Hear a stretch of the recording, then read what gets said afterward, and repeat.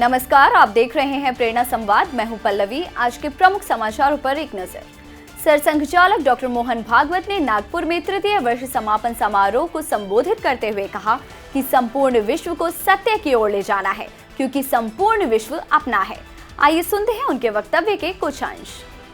स्वतंत्रता का 75वां वर्ष चल रहा है।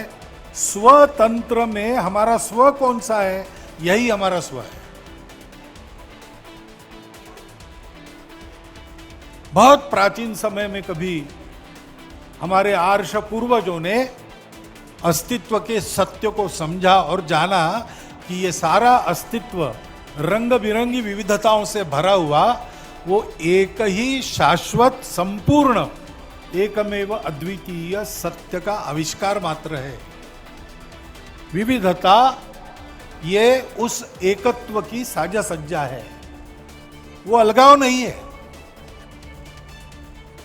आपस में सबका संबंध है, वो आत्मीयता का संबंध है, अपनेपन का संबंध है। और इसलिए इस अपनेपन की भावना से संपूर्ण विश्व को ये सत्य की ओर ले जाने वाला अपनापन मिले, क्योंकि उस सत्य को प्राप्त करने से शाश्वत और कभी फीका न पड़ने वाला सुख मिलता है, जिसके खोज में सारी दुनिया दौड़ती रहती है। वो केवल वही मिलता है और हमको प्राप्त हुआ है। सारा विश्व हमारा अपना है, उसको भी प्राप्त होना चाहिए। सबको यह सत्य प्राप्त हो, इसलिए इसी सत्य के आधार पर सत्य, करुणा, शुचिता और तपस, ऐसे जिसको धर्म के चार पैर अपने यहाँ कहा गया है, इन मूल्यों पर आधारित एक धर्म जीवन भारत में खड़ा किया। वो हमारा राष्ट्र जीवन बना। भाजपा प्रवक्ता प्रशांत उमराव को जान से मारने की धमकी, कहा ज्ञानवापी में शिवलिंग नहीं फव्वारा है। सुप्रीम कोर्ट के अधिवक्ता और भारतीय जनता पार्टी के प्रवक्ता प्रशांत उमराव को जान से मारने की धमकी दी गई है। यह धमकी फोन के माध्यम से दी गई। प्रशांत ने ट्वीट कर यह बात साझा करते हुए यूपी पुलिस से कार्रवाई की मांग की है। इस मामले में ग्रेटर नोएडा के इकोटेक 3 थाने में धारा 504, 506 में एफआईआर दर्ज की गई। गौतम बुद्ध नगर पुलिस मामले की छानबीन में जुट गई है।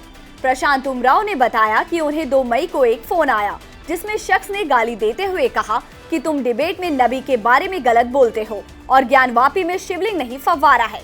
उसने आगे कहा कि तुम्हारा पता निकलवा रहा हूँ, तुम बाहर निकलो, अगले 1 महीने के भीतर तुम्हारा गला काट दूंगा। शख्स ने कहा कि हम तो मरने व मारने के लिए तैयार ही हैं, अब तुम नहीं बचोगे। बागेश्वर की 30 महिलाओं ने होम स्टे से बदली तकदीर, तो पहाड़ से पलायन करने वाले युवा भी लौटने लगे। पहाड़ की महिलाओं का संकल्प भी पहाड़ जैसा ही ऊंचा और अटल होता है, तभी तो घर गृहस्थी से लेकर खेती बाड़ी तक की जिम्मेदारी का निर्वहन करती है। उत्तराखंड के गांव से पलायन एक बड़ी समस्या है। रोजगार की तलाश में युवा पलायन कर रहे हैं, फिर भी महिलाओं ने आशा का दामन नहीं छोड़ा और सनातन परंपरा अतिथि देवो भव को मंत्र बनाकर पलायन को पराजित कर रही हैं। सहकारिता व आत्मनिर्भरता के संगम से लीती गांव की 30 महिलाएं उत्तराखंड में हो रहे इस बदलाव की पहचान बन गई हैं, जिन्होंने गांव छोड़ने की बजाय मिलकर प्रयास किया और होमस्टे को आजीविका का आधार बना लिया। गांव में जब इनके बनाए होमस्टे में मेहमानों की रौनक बढ़ी, तो घर छोड़कर गए युवा भी प्रेरित होकर वापस लौट रहे हैं। कुमाऊं में ऊधम सिंह नगर को छोड़ दिया जाए तो सभी पर्वतीय जिलों में होमस्टे संचालित हो रहे हैं।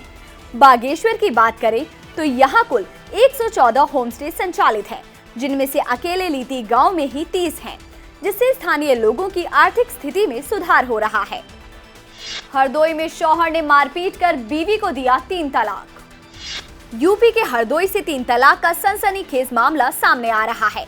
यहाँ एक मुस्लिम महिला को 3 तलाक इसलिए दे दिया गया क्योंकि उसने शौहर द्वारा अप्राकृतिक यौन संबंध बनाने से इनकार कर दिया। इतना ही नहीं, पीड़ित महिला ने बताया कि उसका पति अक्सर मारपीट करता है। महिला की तहरीर पर पुलिस ने आरोपी पति के खिलाफ मुकदमा दर्ज कर मामले की छानबीन शुरू कर दी है। अब एक नजर आज की प्रमुख सुर्खियों पर।